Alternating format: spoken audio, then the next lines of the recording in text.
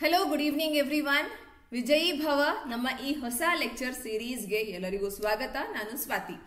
So ಈ series ಅಲ್ಲಿ ನಾವು ಆಲ್ರೆಡಿ ಒಂದು ಲೆಕ್ಚರ್ ಅನ್ನ ಕಂಪ್ಲೀಟ್ ಮಾಡಿದೀವಿ. ಇವತ್ತು ನಮ್ಮ second lecture.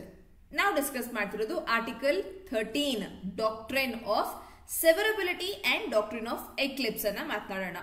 So before that, ವಿಜಯೀ ಭವ ಸೀರೀಸ್ ನೀವು ಯಾವುದೇ ಒಂದು ಲಾ ಎಕ್ಸಾಮ್ ನ ಅಪಿಯರ್ ಆಗ್ತಿದ್ದೀರಿ ಅಂತಂದ್ರೆ ಪ್ರತಿಯೊಂದು ಎಕ್ಸಾಮಿಗೆ ಬೇಕಾಗಿರುವಂತಹ ಅಟ್ಮೋಸ್ಟ್ ಇಂಪಾರ್ಟೆಂಟ್ ಟಾಪಿಕ್ಸ್ ಕೆಲವೊಂದು ಇದ್ದೇ ಇರುತ್ತೆ. ಇದನ್ನ ಮಾತ್ರ ನಾವು ಸ್ಕಿಪ್ ಮಾಡೋ ಹಾಗೆ ಇಲ್ಲ ಅನ್ನುವಂಥ ಟಾಪಿಕ್ಸ್. ಸೊ ನಾನು ಬರೀ ಜುಡಿಷಿಯರಿ ಎಕ್ಸಾಮ್ ಅಂತಲ್ಲ, ವೇಟ್ ಫಾರ್ ಎನಿ ಎಕ್ಸಾಮ್, ಕೆಲವು ಟಾಪಿಕ್ಸ್ ನಮಗೆ are of utmost important and ಆ ಎಲ್ಲ ಇಂಪಾರ್ಟೆಂಟ್ ಟಾಪಿಕ್ಸ್ ನ ಅಡ್ರೆಸ್ ಮಾಡುವಂತ ಸೀರೀಸ್ ಇದು. ಸೊ ನಾನು ನಿಮಗೆ ಟಾಪಿಕ್ ವೈಸ್ ಪಿಕ್ ಮಾಡಿ ಈ ಒಂದು ವಿಡಿಯೋ ಸೀರೀಸ್ ಅಲ್ಲಿ ಕಂಡಕ್ಟ್ ಮಾಡ್ತಿರೋದು ಕ್ಲಾಸಸ್.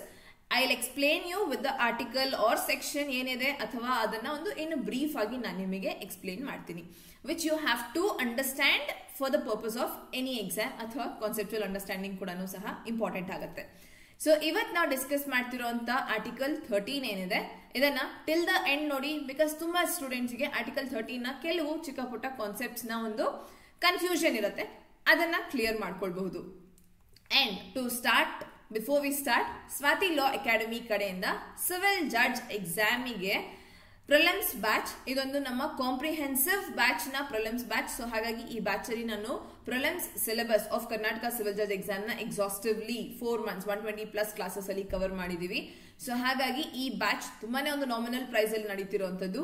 ಎಕ್ಸಾಮ್ ಸಿನ್ಸ್ ಹತ್ತಿರದಲ್ಲಿದೆ. ಸೊ ಹಾಗಾಗಿ ಎಕ್ಸಾಮಿಗೆ ಎನ್ರೋಲ್ ಅಥವಾ ಈ ಬ್ಯಾಚಸ್ಗೆ ಎನ್ರೋಲ್ ಆಗ್ಬೇಕಂತಿರುವಂತ ಸ್ಟೂಡೆಂಟ್ಸ್ ನೀವು 9650849915 ಈ ನಂಬರಿಗೆ ಕಾಲ್ ಮಾಡಿ ನೀವು ಎನ್ರೋಲ್ ಆಗಬಹುದು, ಅಥವಾ swatilaw.com ವೆಬ್ಸೈಟ್ ವಿಸಿಟ್ ಮಾಡಿ, ಇಲ್ಲ ಸ್ವಾತಿ ಲಾ ಅಕಾಡೆಮಿ ಅಂತ ಅಪ್ಲಿಕೇಶನ್ ಕೂಡ ಸಹ ಇದೆ ಆಂಡ್ರಾಯ್ಡ್ ಮತ್ತೆ iOS ಪ್ಲೇ ಸ್ಟೋರ್ ಅಲ್ಲಿ. ಇನ್ಸ್ಟಾಲ್ ಮಾಡಿಕೊಂಡು ಲಾಗಿನ್ ಆಗಿ ಈ ಒಂದು ಕೋರ್ಸಸ್ಗೆ ನೀವು ಎನ್ರೋಲ್ ಆಗಬಹುದು. ಪ್ಲಸ್ ಇದು ಎಲ್ಲಾ ಪ್ಲಾಟ್ಫಾರ್ಮ್ ಆನ್ಲೈನ್ ಪ್ಲಾಟ್ಫಾರ್ಮ್ ಅಲ್ಲಿ ಇರೋದ್ರಿಂದ ನಿಮಗೆ ಎಲ್ಲಾ ಕ್ಲಾಸಸ್ ನ ರೆಕಾರ್ಡೆಡ್ ಲೆಕ್ಚರ್ಸ್ ಕೂಡ ಸಹ ಅವೈಲೇಬಲ್ ಇರುತ್ತೆ ಅಂಡ್ ಆ ರೆಕಾರ್ಡಿಂಗ್ಸ್ ಸಹ ನೀವು ಆಕ್ಸೆಸ್ ಮಾಡಬಹುದು. ಇದಿಷ್ಟು prelims batch. And also rapid revision batch ಕೂಡ ಸಹ ನಡೀತಿದೆ. ಸೊ ರ್ಯಾಪಿಡ್ ರಿವಿಷನ್ ಬ್ಯಾಚ್ ನಿಮಗೆ ಒಂದು 30 days batch. Complete prelims syllabus ನ ನಾವು ಬ್ರೀಫ್ ಆಗಿ 30 ಡೇಸ್ ಅಲ್ಲಿ ರಿವೈಸ್ ಮಾಡಿರುವಂತದ್ದು. ನೀವು ಬೇಕಿದ್ರೆ ಆ ಬ್ಯಾಚಸ್ಗೂ ಸಹ ಎನ್ರೋಲ್ ಆಗಬಹುದು. ಸೊ ಎರಡೂನು ನಿಮ್ಮ ಈ ವರ್ಷದ ಎಕ್ಸಾಮ್ ನ ಒಂದು ರಿಲೇಟೆಡ್ ಅನ್ನೇ ನಡೆದಿರೋದು. ಸೊ ಹಾಗಾಗಿ ಹೊಸದು ಅಂಡ್ ಹಳೇದು ಎರಡು ಕ್ರಿಮಿನಲ್ ಲಾಸ್ ಕೂಡ ಸಹ ಕವರ್ ಆಗಿದೆ. ಆಲ್ಸೋ ನಿಮ್ಮ CPC ಅಮೆಂಡ್ಮೆಂಟ್ ಆಗಿದೆ ಈಗ. ಸೊ 2025 ಅದನ್ನು ಸಹ ಕವರ್ ಮಾಡಿರುವಂತದ್ದು. ಎಕ್ಸಾಸ್ಟಿವ್ಲಿ ಎಲ್ಲಾನು ಸಹ ಏನಿದೆ at a very nominal price ನಿಮಗೆ ಸಿಗ್ತಿರೋಂಥದ್ದು. So you can call at this number or direct ಆಗಿ ನೀವೇನೆ ಅಪ್ಲಿಕೇಶನ್ ಮುಖಾಂತರ ಕ್ಲಾಸಸ್ಗೆ ಅಡ್ಮಿಷನ್ ಅನ್ನ ತಗೊಳ್ಬಹುದು. Now to start with article 13. Article 13 ನಮಗೆ ಎರಡು ಇಂಪಾರ್ಟೆಂಟ್ ಡಾಕ್ಟ್ರಿನ್ಸ್ ಬಗ್ಗೆ ಮಾತನಾಡ್ತಿದೆ. ಆದ್ರೆ ಅದಕ್ಕಿಂತ ಮುಂಚೆ ಏನಂತಂದ್ರೆ laws inconsistent with or in derogation of fundamental rights. ಇಲ್ಲಿ ನಾವೇನ್ ಹೇಳ್ತಿದೀವಿ, ಯಾವುದೇ ಒಂದು ಲಾ ಫಂಡಮೆಂಟಲ್ ರೈಟ್ಸ್ಗೆ ವ್ಯತಿರೇಕವಾಗಿದೆ, ಡಿರೋಗೇಷನ್ ಅಂತ ಫಂಡಮೆಂಟಲ್ ರೈಟ್ಸ್ಗೆ. ಸೊ ನಮಗೇನ್ ಗೊತ್ತು, ಫಂಡಮೆಂಟಲ್ ರೈಟ್ಸ್ ಪಾರ್ಟ್ 3 ಅಲ್ಲಿರುವಂತಹ ಆರ್ಟಿಕಲ್ 12 ಇಂದ 35 ಕಂಪ್ಲೀಟ್ ಫಂಡಮೆಂಟಲ್ ರೈಟ್ಸ್. ಅಂಡ್ ಈ ಫಂಡಮೆಂಟಲ್ ರೈಟ್ಸ್ ಅಂತೂ ನಮಗೆ ಅಟ್ಮೋಸ್ಟ್ ಇಂಪಾರ್ಟೆಂಟ್ ಆಗುತ್ತೆ. ಫಂಡಮೆಂಟಲ್ ರೈಟ್ಸ್ ಅನ್ನೋದು ಕಾನ್ಸ್ಟಿಟ್ಯೂಷನ್ ಕೊಟ್ಟಿದ್ರಿಂದ ಬಂದಿರೋದಲ್ಲ, this is all natural rights. Constitution just acknowledge ಮಾಡ್ತಿದೆ, ಸೇಯಿಂಗ್ ದಟ್ ಸ್ಟೇಟ್ ನಿಮ್ಮ ಫಂಡಮೆಂಟಲ್ ರೈಟ್ಸ್ ಅನ್ನ ವೈಲೇಟ್ ಮಾಡೋದಿಲ್ಲ. Clear? So state will protect, negative sense ಅಲ್ಲೇ ಮಾತಾಡೋದು ಫಂಡಮೆಂಟಲ್ ರೈಟ್ಸ್, ಬಟ್ ಅದನ್ನ ನೀವು opposite ಅಂತ ನೋಡಿದ್ರೆ state will protect your fundamental rights. And ಇದರಲ್ಲಿರುವಂತ ಇಷ್ಟು ಫಂಡಮೆಂಟಲ್ ರೈಟ್ಸ್ ನಿಮ್ಮ ಈ ಪಿಕ್ಚರ್ಗೆ ಹೀರೋ. ಓಕೆ, ಸೊ ಈ ಫಂಡಮೆಂಟಲ್ ರೈಟ್ಸ್ ಅಟ್ಮೋಸ್ಟ್ ಪ್ರಿಯಾರಿಟಿ ಅಲ್ಲಿರುತ್ತೆ ಅಂಡ್ ಆ ಫಂಡಮೆಂಟಲ್ ರೈಟ್ಸ್ ನ ಕಾಪಾಡೋದ್ರ ಬಗ್ಗೆ ಮಾತನಾಡ್ತಿರೋದು. ಅಂಡ್ ಫಂಡಮೆಂಟಲ್ ರೈಟ್ಸ್ ಯಾವತ್ತಿಂದ ಪಿಕ್ಚರ್ ಅಲ್ಲಿ ಬಂತು? ಇದು ಪಿಕ್ಚರ್ ಬಂದಿದ್ದೇನೆ 26 ಜನವರಿ 1950, ದಟ್ ಇಸ್ ಕಾನ್ಸ್ಟಿಟ್ಯೂಷನ್ ಜಾರಿಗೆ ಬಂದಂತ ದಿನದಿಂದ. ಸೊ ಕಾನ್ಸ್ಟಿಟ್ಯೂಷನ್ ಜಾರಿಗೆ ಬಂದಿದ್ದು ಎನ್ಫೋರ್ಸ್ ಆದಂತ ಡೇ ಮುಂಚೆನೂ ಸಹ ನಮಗೆ ಹಲವಾರು ಲಾಸ್ ಅನ್ನೋದು ಎಕ್ಸಿಸ್ಟೆನ್ಸ್ ಅಲ್ಲಿ ಇತ್ತು. ಅಂಡ್ ಕಾನ್ಸ್ಟಿಟ್ಯೂಷನ್ ಜಾರಿಗೆ ಬಂದ ಮೇಲೆ ನಾವು ಲಾಸ್, ನಮ್ಮ parliament law making authority, so ಅವರು ಲಾಸ್ ಅನ್ನ ಫ್ರೇಮ್ ಮಾಡ್ತಿದ್ದಾರೆ. ಇದೇ ಕನ್ಸರ್ನ್ ಅಲ್ಲಿ ಇಲ್ಲಿ article 13 clause 1 pre constitutional laws ಬಗ್ಗೆ ಮಾತನಾಡುತ್ತೆ and 13 clause 2 post constitutional laws ಬಗ್ಗೆ ಮಾತನಾಡುತ್ತೆ. ದಟ್ ಈಸ್ ಇದೊಂದು ಹೀರೋ ಏನಿದೆ, ಈ ಹೀರೋ ಎಂಟ್ರಿ ಆಗಕ್ ಮುಂಚೆ ಇದ್ದಂತ ಲಾಸ್ ಯಾವುದೆಲ್ಲ ಈ ಫಂಡಮೆಂಟಲ್ ರೈಟ್ಸ್ ಗೆ ಇನ್ಕನ್ಸಿಸ್ಟೆಂಟ್ ಆಗಿ ಅಲ್ಟ್ರಾ ವೈರ್ಸ್ ಆಗಿ ವ್ಯತಿರೇಕವಾಗಿತ್ತೋ ಅದನ್ನ ನಾವು ತೆಗೆದುಹಾಕಬೇಕಾಗತ್ತೆ. ಅಂಡ್ ಪೋಸ್ಟ್ ಕಾನ್ಸ್ಟಿಟ್ಯೂಷನಲ್ ಅಂತ ಅಂದಾಗ ಸಿನ್ಸ್ ಫಂಡಮೆಂಟಲ್ ರೈಟ್ಸ್ ಆಲ್ರೆಡಿ ಜಾರಿಗೆ ಬಂದಿದೆ, ಈಗ ನೀವು ಲಾಸ್ ಫ್ರೇಮ್ ಮಾಡ್ತಿರೋದು. ಸೊ ಆಬ್ವಿಯಸ್ಲಿ ಇದನ್ನ ಗಮನದಲ್ಲಿಟ್ಕೊಂಡು ಇದಕ್ಕೆ ಅಲ್ಟ್ರಾ ವೈರ್ಸ್ ಆಗದೆ ಇರೋ ರೀತಿ ಲಾಸ್ ಅನ್ನ ಫ್ರೇಮ್ ಮಾಡಬೇಕು. ಇದನ್ನ ಮಾಡೋದಕ್ಕೆ ನಮ್ಮ ಹತ್ರ 2 ಸ್ಕೇಲ್ ತಂದ್ವಿ. ಏನ್ ಸ್ಕೇಲ್ ಅಂತಂದ್ರೆ ಡಾಕ್ಟ್ರಿನ್ ಆಫ್ ಸೆವರಬಿಲಿಟಿ ಒಂದು, ಈ ಡಾಕ್ಟ್ರಿನ್ ಆಫ್ ಸೆವರಬಿಲಿಟಿ ಅಥವಾ ಡಾಕ್ಟ್ರಿನ್ ಆಫ್ ಸೆಪರೇಟಬಿಲಿಟಿ ಅಂತ ಅರ್ಥ ಮಾಡ್ಕೊಳ್ಳಿ. ಸೆಪರೇಟಬಿಲಿಟಿ ಅಂತಂದ್ರೆ ಯಾವುದೆಲ್ಲ ಫಂಡಮೆಂಟಲ್ ರೈಟ್ಸ್ ಗೆ ಅನುಗುಣವಾಗಿದೆ ಅದನ್ನ ಇಟ್ಕೊಳ್ತೀವಿ, ಯಾವುದು ಅನುಗುಣವಾಗಿಲ್ಲೋ ಅದನ್ನ ತೆಗೆದು ಹಾಕ್ತೀವಿ. ಕ್ಲಿಯರ್? ಸೊ ಈಗ ಒಂದು ಆಪಲ್ ಇದೆ, ಆಪಲ್ ಚೂರ್ ಹಾಳಾಗಿದೆ ಹಂಗಂತ ಹೇಳಿ ನಾವು ಇಡೀ ಆಪಲ್ ಬಿಸಾಡೋದಿಲ್ಲ. ಇನ್ಸ್ಟೆಂಟ್ ಅಷ್ಟು ಪೋರ್ಷನ್ ಕಟ್ ಮಾಡಿ ತೆಗಿಬಹುದು ಅಂತ ಅಂದ್ರೆ ಅಷ್ಟನ್ನ ಕಟ್ ಮಾಡಿ ತೆಗೆದು ಉಳಿದ ಆಪಲ್ ನ ಯೂಸ್ ಮಾಡಬಹುದು, ತಿನ್ಬಹುದು. ಸೊ ಈ ಕಟ್ ಮಾಡೋದಕ್ಕೆ ಸಾಧ್ಯತೆ ಇದೆ ಅಂತಂದ್ರೆ ಕಟ್ ಮಾಡ್ತೀವಿ, ಎಂಟೈರ್ ಆಪಲ್ ಹಾಳಾಗಿದೆ ಅಂತಂದ್ರೆ ಬಿಸಾಡ್ತೀವಿ. ಅಥವಾ ಒಂದು ಬುಕ್, ಆ ಬುಕ್ ಅಲ್ಲಿ ಒಂದು ಟೈಪಿಂಗ್ ಮಿಸ್ಟೇಕ್ ಇದೆ ಅನ್ನೋ ಕಾರಣಕ್ಕೆ ಇಡೀ ಬುಕ್ ಅನ್ನ ಬಿಸಾಡೋದಿಲ್ಲ, ಆ ಬರೀ ಟೈಪಿಂಗ್ ಮಿಸ್ಟೇಕ್ ಎಷ್ಟಿದೆ ಅದನ್ನ ಮಾತ್ರ ತೆಗೆದು ನಾವು ಬೇರೆ ಕಂಪ್ಲೀಟ್ ಬುಕ್ ಅನ್ನ ಯೂಸ್ ಮಾಡಬಹುದು. ಸಿಮಿಲರ್ಲಿ ಇದು ಡಾಕ್ಟ್ರಿನ್ ಆಫ್ ಸೆಪರೇಟಬಿಲಿಟಿ ಇದೇನ್ ಹೇಳ್ತಿದೆ, ಫಂಡಮೆಂಟಲ್ ರೈಟ್ಸ್ ಗೆ ವ್ಯತಿರೇಕವಾಗಿ ಯಾವುದೇ ಒಂದು act already previously existing constitution ಗೆ ಮುಂಚೆ ಎಕ್ಸಿಸ್ಟಿಂಗ್ ಇದ್ದಂತ ಲಾಸ್ ಅಲ್ಟ್ರಾ ವೈರ್ಸ್ ಆಗಿದೆ ಅಂತ ಅಂದಾಗ ಅದರಲ್ಲಿ ಇಫ್ ಯು ಕ್ಯಾನ್ ಸಪರೇಟ್ ಮಾಡಬಹುದು. ನಾವು ಒಂದು ಲಾ ಅಲ್ಲಿ ಒಂದು ಸೆಕ್ಷನ್ ಮಾತ್ರ ತಪ್ಪಾಗಿದೆ ಅದನ್ನ ತೆಗೆದು ಪಕ್ಕಕ್ಕೆ ಇಡಬಹುದು ಅಂತಂದ್ರೆ ಅದನ್ನ ಮಾತ್ರ ತೆಗೆದು ಪಕ್ಕಕ್ಕೆ ಇಡ್ತೀವಿ, ಎಂಟೈರ್ ಲಾನ ಬೇಡ ಅಂತ ತೆಗೆಯೋದಿಲ್ಲ ಅಥವಾ ಅದನ್ನ ಇನ್ವ್ಯಾಲಿಡ್ ಅಥವಾ ಅನ್ಕಾನ್ಸ್ಟಿಟ್ಯೂಷನಲ್ ಅಂತ ಹೇಳೋದಿಲ್ಲ. ಲಾ ಯೂಸ್ ಅಲ್ಲಿ ಇರುತ್ತೆ, ಓನ್ಲಿ ಸಚ್ ಸ್ಪೆಸಿಫಿಕ್ ಸೆಕ್ಷನ್ ನ ನಾವು ತೆಗಿತೀವಿ. ಕ್ಲಿಯರ್? ಅದೇ ಎಂಟೈರ್ ಲಾನೇ ನಮ್ಮ ಫಂಡಮೆಂಟಲ್ ರೈಟ್ಸ್ ಗೆ ವ್ಯತಿರೇಕವಾಗಿದೆ, ದೆನ್ ಆ ಎಂಟೈರ್ ಲಾನ ಡಿಸ್ಕಾರ್ಡ್ ಮಾಡಬೇಕಾಗತ್ತೆ. ಸೊ ನಾವು ಸೆಪರೇಟ್ ಮಾಡಬಹುದಾ ಮಾಡೋದಿಕ್ ಆಗೋದಿಲ್ವಾ ಅನ್ನೋದ್ರ ಮೇಲೆ ಡಿಪೆಂಡ್ ಆಗುತ್ತೆ. ಅಂಡ್ ಅದನ್ನ ಹೇಗೆ ನೋಡ್ತೀವಿ, ಡಾಕ್ಟ್ರಿನ್ ಆಫ್ ಸೆವರಬಿಲಿಟಿ ಅಥವಾ ಸೆಪರೇಟಬಿಲಿಟಿ. ಸೊ ಇದರಲ್ಲಿ ನಿಮಗೊಂದು ಕೇಸ್ ಲಾ, ಹಲವಾರು ಕೇಸ್ ಲಾಸ್ ಇದೆ. ಪ್ರಾಮಿನೆಂಟ್ ಆಗಿ ನಮಗೆ ಎ ಕೆ ಗೋಪಾಲನ್ ಚೆನ್ನಾಗಿ ಗೊತ್ತಿರೋದು. So A K Gopalan case ಅಲ್ಲಿ ಪ್ರಿವೆಂಟಿವ್ ಡಿಟೆನ್ಷನ್ ಆಕ್ಟ್ ಅಲ್ಲಿ ನಮಗೆ ಸ್ಪೆಸಿಫಿಕ್ ಆಗಿ ಸೆಕ್ಷನ್ 14 ಬಗ್ಗೆ ನಾವು ಇದನ್ನ ಡಾಕ್ಟ್ರಿನ್ ಆಫ್ ಸೆವರಬಿಲಿಟಿನ ಯೂಸ್ ಮಾಡಿದ್ವಿ. ಸೇಯಿಂಗ್ ದಟ್ ಸೆಕ್ಷನ್ 14 ಹೇಳ್ತಿತ್ತು ಯಾವುದೇ ಒಬ್ಬ ಡಿಟೈನ್ ಆದಂತ ವ್ಯಕ್ತಿಗೆ ಗ್ರೌಂಡ್ಸ್ ಆಫ್ ಅರೆಸ್ಟ್ ಹೇಳುವಂತ ಅಗತ್ಯ ಇಲ್ಲ, ಅವಶ್ಯಕತೆ ಇಲ್ಲ ಅಂತ. So which is ultra vires to fundamental right. ಹಾಗಾಗಿ ಡಾಕ್ಟ್ರಿನ್ ಆಫ್ ಸೆವರಬಿಲಿಟಿನ ಅಪ್ಲೈ ಮಾಡಿದ್ವಿ ಅಂಡ್ ಈ ಸ್ಪೆಸಿಫಿಕ್ ಸೆಕ್ಷನ್ ನ ನಾವು ತೆಗೆದು ಪಕ್ಕಕ್ಕಿಟ್ವಿ. ಕಂಪ್ಲೀಟ್ ಉಳಿದಂತ ಆಕ್ಟ್ ಯೂಸೇಜ್ ಅಲ್ಲಿ ಇದೆ ನಮಗೆ. ಸೊ ಈಗ ಇದನ್ನ ನಾವೇನ್ ತೆಗೆದು ಪಕ್ಕಕ್ಕಿಟ್ವಿ, ಇದನ್ನ ನಾವು ಡಾಕ್ಟ್ರಿನ್ ಆಫ್ ಎಕ್ಲಿಪ್ಸ್ ಅಂತ ಇನ್ನೊಂದು ನಮ್ಮ ಒಂದು ಏನು ಡಾಕ್ಟ್ರಿನ್ ಇದೆ ಅದನ್ನ ಇಲ್ಲಿ ಎಕ್ಸ್ಪ್ಲೇನ್ ಮಾಡ್ತೀನಿ ಈಗ. ವಾಟ್ ದಿಸ್ ಇಸ್, ಸೊ ನಾವೀಗ ಯಾವ ಒಂದು ಲಾನ ಅಥವಾ ಯಾವ ಒಂದು ಸೆಕ್ಷನ್ ನ ತೆಗೆದು ಪಕ್ಕಕ್ಕಿಟ್ಟಿದ್ವೋ, ಡಾಕ್ಟ್ರಿನ್ ಆಫ್ ಎಕ್ಲಿಪ್ಸ್ ಅಥವಾ ಎಕ್ಲಿಪ್ಸ್ ಅಂತಂದ್ರೆ ಶ್ಯಾಡೋ ಅಂತಾನು ಅರ್ಥ ಮಾಡ್ಕೋಬಹುದು. ಇದನ್ನ ಓವರ್ ಶ್ಯಾಡೋ ಮಾಡ್ತಿದೆ ಫಂಡಮೆಂಟಲ್ ರೈಟ್ಸ್ ಅಂತಂದ್ರೆ ಫಂಡಮೆಂಟಲ್ ರೈಟ್ಸ್ ಇದಕ್ಕಿಂತ ಸುಪೀರಿಯರ್ ಆಗಿರುತ್ತೆ. ಸೋ ಅಂಡ್ ಸೋ ಯಾವ ಸೆಕ್ಷನ್ ಅವಶ್ಯಕತೆ ಇಲ್ಲ ಅದನ್ನ ನಾವು ಓವರ್ ಶ್ಯಾಡೋ ಮಾಡ್ತಿದೀವಿ. ಸೊ ಇದರ ಮೇಲೆ ಶ್ಯಾಡೋ ಎಫೆಕ್ಟ್ ಆಗಿರುತ್ತೆ fundamental rights.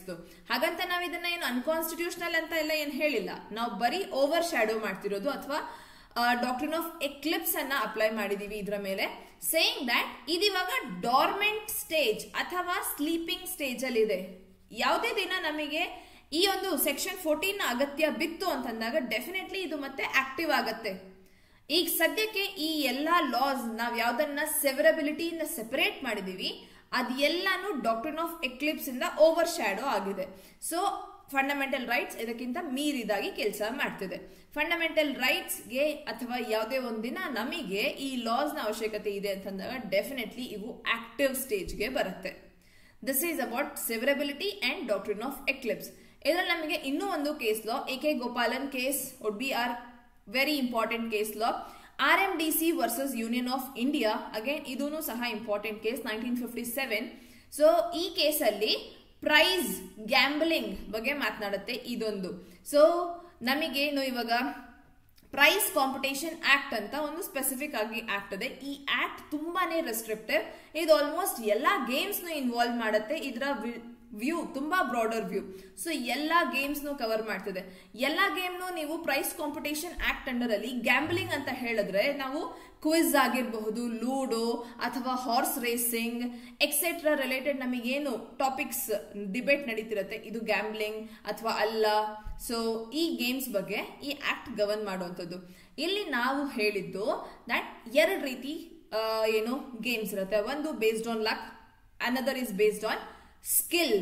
So supreme court since complete act ಅನ್ನ ತೆಗೆದು ಪಕ್ಕಕ್ಕಿಡೋ ಅವಶ್ಯಕತೆ ಇಲ್ಲ. ಯಾಕಂದ್ರೆ prize competition act is important, required lottery ಅಥವಾ ಇದನ್ನೆಲ್ಲ ಗವರ್ನ್ ಮಾಡೋದಕ್ಕೆ. ಸೊ ಹಾಗಾಗಿ ಸುಪ್ರೀಂ ಕೋರ್ಟ್ ಏನ್ ಮಾಡ್ತು, ಯಾವುದೇ ಒಂದು ಗೇಮ್ ಸ್ಕಿಲ್ ಬೇಸ್ಡ್ ಅಂತ ಅಂದಾಗ it is valid and it can be regulated ಅಂತ ಅಂದಾಗ ಅದನ್ನ ನಾವು ವ್ಯಾಲಿಡ್ ಅಂತ ಹೇಳಿ ಮಾಡ್ತಿದೀವಿ. ಅಂಡ್ ಯಾವುದೇ ಒಂದು ಗೇಮ್ ಲಕ್ ಬೇಸ್ಡ್ ಗೇಮ್ ಅಂತ ಅಂದಾಗ, ಫಾರ್ ಎಕ್ಸಾಂಪಲ್ ಕಾರ್ಡ್ ಗೇಮ್ ಎಲ್ಲಾನು ಲಕ್ ಬೇಸ್ಡ್ ಗೇಮ್ ಅಂತ ಅಂದಾಗ ಇದನ್ನ ನಾವು ರೆಸ್ಟ್ರಿಕ್ಟ್ ಮಾಡ್ತಿದೀವಿ ಅಂತ ಹೇಳಿ ಈ ಆಕ್ಟ್ ಅಲ್ಲಿ ನಮಗೆ ಡಿಫ್ರೆನ್ಶಿಯೇಟ್ ಮಾಡುತ್ತೆ. ಸೊ ನಾವು ಎರಡು ರೀತಿ ಗೇಮ್ಸ್ ಆಯ್ತು. ಸ್ಕಿಲ್ ಬೇಸ್ಡ್ ಅಂತಂದ್ರೆ ಈಗ ಹಾರ್ಸ್ ರೇಸಿಂಗ್ ಎಕ್ಸೆಟ್ರಾ ನಾವು ಕಾಂಟ್ರಾಕ್ಟ್ ಆಕ್ಟ್ ಅಲ್ಲಿ ಓದ್ತೀವಿ, that is valid, it is skill based ಅಂತ ಹೇಳಿ ಅದನ್ನ ನಾವು ಅಲೌ ಮಾಡಿದೀವಿ. And specific gambling luck based ಅನ್ನೋದನ್ನ ಮಾತ್ರ ನಾವು ರೆಸ್ಟ್ರಿಕ್ಟ್ ಮಾಡ್ತಿರುವಂತದ್ದು. ಸೊ ಅದ್ ಹೇಗ್ ಮಾಡಿದ್ವಿ, ಡಾಕ್ಟ್ರಿನ್ ಆಫ್ ಸಿವರಬಿಲಿಟಿ ಮುಖಾಂತರ ಮಾಡಿದ್ದು. ಅಂಡ್ ಅದನ್ನ ನಾವು ಏನನ್ನ ತೆಗೆದು ಹಾಕಿದೀವೋ ಆ ಪೋರ್ಷನ್ ನ doctrine of eclipse overshadow ಮಾಡಿದೀವಿ. Clear? So this is about pre constitutional laws. ಈಗ ನೀವು ಕ್ಲಾಸ್ ಓದಬಹುದು, ನಿಮಗೆ ಅರ್ಥ ಆಗುತ್ತೆ.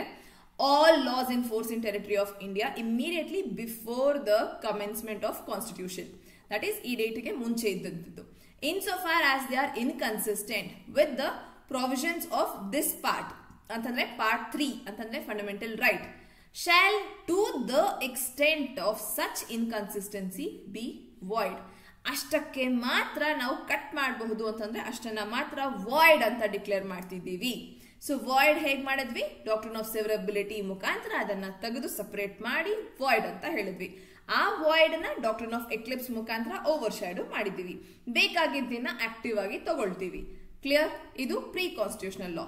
ನಾವು ಪೋಸ್ಟ್ ಕಾನ್ಸ್ಟಿಟ್ಯೂಷನಲ್ ಲಾ ಅಂತಂದ್ರೆ ಸಿನ್ಸ್ ಕಾನ್ಸ್ಟಿಟ್ಯೂಷನ್ ಬಂದಾಗಿದೆ ಅಂಡ್ ನಾವು ಹೇಳಿದೀವಿ ದಟ್ ಪಾರ್ಲಿಮೆಂಟ್ ನಮಗೆ ಲಾ ಮೇಕಿಂಗ್ ಅಥಾರಿಟಿ. ಸೊ ಅವರು ಲಾಸ್ ಅನ್ನ ಫ್ರೇಮ್ ಮಾಡ್ತಾರೆ. ಅವರು ಸಿನ್ಸ್ ಅಗೇನ್ ಮನುಷ್ಯರೇನು ಲಾ ಫ್ರೇಮ್ ಮಾಡ್ತಿರೋದು, ಅದು ಪಾರ್ಲಿಮೆಂಟೇರಿಯನ್ಸ್, ನಮ್ಮ ಎಲೆಕ್ಟ್ ಆಗಿ ಹೋಗಿರುವಂತ ಎಂಪಿಸ್. ಸೊ ಈಗ ಇವರು ಮಾಡುವಂತ ಲಾ ಅಗೇನ್ ಫಂಡಮೆಂಟಲ್ ರೈಟ್ಸ್ ಗೆ ಕನ್ಸಿಸ್ಟೆಂಟ್ ಆಗಿರ್ಬೇಕು. ಇಲ್ಲ ಅಂತಂದ್ರೆ ವಾಯ್ಡ್ ಅಂತ ಡಿಕ್ಲೇರ್ ಮಾಡಬಹುದು. ಸೊ ಅದನ್ನ ಹೇಗ್ ಬರ್ದಿದೀವಿ, ದ ಸ್ಟೇಟ್ ನ ಡೆಫಿನೇಷನ್ ನೀವು ಓದಿದ್ರೆ ಗೊತ್ತಾಗುತ್ತೆ ಸ್ಟೇಟ್ ಅಲ್ಲಿ ಏನೇನೆಲ್ಲ ಇನ್ಕ್ಲೂಡ್ ಆಗುತ್ತೆ ಅನ್ನೋದು. ಆರ್ಟಿಕಲ್ 12 ನಾವು ಬೇಕಿದ್ರೆ ಅದನ್ನ ಸಪರೇಟ್ ವಿಡಿಯೋ ಮಾಡೋಣ. But for now, state shall not make any law, shall mandatorily ಯಾವುದೇ ಲಾ ಮಾಡೋ ಹಾಗಿಲ್ಲ, which takes away or abridges the rights conferred under this part. So ಈ part, that is part 3 fundamental rights ಅಲ್ಲಿ ಕೊಟ್ಟಿರುವಂತ ಯಾವುದೇ rights ಅನ್ನ ಕಿತ್ಕೊಳ್ಳೋ ರೀತಿ ಅಥವಾ ಇದನ್ನ ಪಕ್ಕಕ್ಕಿಡೋ ರೀತಿ ಆಗಿರಬಾರ್ದು. ಯಾವುದೇ ಲಾನ ಫ್ರೇಮ್ ಮಾಡೋ ಹಾಗಿಲ್ಲ. Any law made in contravention to this clause shall to the extent of contravention be void. ಆ ರೀತಿ ಯಾವುದೇ ಒಂದು ಲಾನ ನೀವು ಫ್ರೇಮ್ ಮಾಡಿದ್ದೀರಿ ಅಂತಂದ್ರೆ ಅಷ್ಟರ ಮಟ್ಟಿಗೆ ಆ ಲಾನ ನಾವು ವಾಯ್ಡ್ ಅಂತ ಡಿಕ್ಲೇರ್ ಮಾಡಬೇಕಾಗತ್ತೆ. ಕ್ಲಿಯರ್? ಸೊ ಅರ್ಥ ಆಗಿದೆ ಅಂತ ಅನ್ಕೊಂಡಿದ್ದೀನಿ. ಇದು ಪೋಸ್ಟ್ ಕಾನ್ಸ್ಟಿಟ್ಯೂಷನಲ್ ಲಾಸ್ ಬಗ್ಗೆ ಮಾತನಾಡ್ತಿರೋದು. Clause 1 speaks about pre constitutional laws. And ಈ ಎರಡು ಡಾಕ್ಟ್ರಿನ್ಸ್ ಕೂಡ ಅರ್ಥ ಆಗಿರ್ಬೇಕು ಅಂತ ಅನ್ಕೊಂಡಿದ್ದೀನಿ, also with the case laws. So this is complete about article 13. Clause 3 and 4 easy, you can have a reading. And ಈ ಒಂದು ಕಾನ್ಸೆಪ್ಟ್ ಆರ್ಟಿಕಲ್ 13 ನಿಮಗೆ ಆಲ್ಮೋಸ್ಟ್ ಎಲ್ಲ ಎಕ್ಸಾಮ್ಸ್ ಅಲ್ಲೂ ಕೇಳಿರುವಂತದ್ದು, ಇಂಪಾರ್ಟೆಂಟ್ ಆಗುವಂಥದ್ದು. ಅರ್ಥ ಆಗಿದೆ ಅಂತಂದ್ರೆ ಪ್ಲೀಸ್ ಕಮೆಂಟ್ ಸೆಕ್ಷನ್ ಅಲ್ಲಿ ತಿಳಿಸಿ ನನಗೆ. ಇಲ್ಲ ಏನೇ ಡೌಟ್ ಇದ್ರೂ ಸಹ ಕಮೆಂಟ್ ಸೆಕ್ಷನ್ ಅಲ್ಲಿ ಬರೆದು ತಿಳಿಸಿ. ಅಂಡ್ ವಿಡಿಯೋ ಇಷ್ಟ ಆಗಿದ್ರೆ ಲೈಕ್ ಮಾಡಿ. ಇಲ್ಲಿ ತನಕ ನೋಡಿರೋದಕ್ಕೆ thank you very much. Please subscribe the channel. ನಿಮಗೆ ಇದೇ ರೀತಿ ಇನ್ನಷ್ಟು ನಾನು ಡೈಲಿ ವಿಜಯ್ ಭವ ನಮ್ಮ ಈ ಸೀರೀಸ್ ಅಲ್ಲಿ ಇಂಪಾರ್ಟೆಂಟ್ ಕಾನ್ಸೆಪ್ಟ್ಸ್ ಅನ್ನ ಎಕ್ಸ್ಪ್ಲೇನ್ ಮಾಡ್ತೀನಿ. So thank you very much and thank you for your support.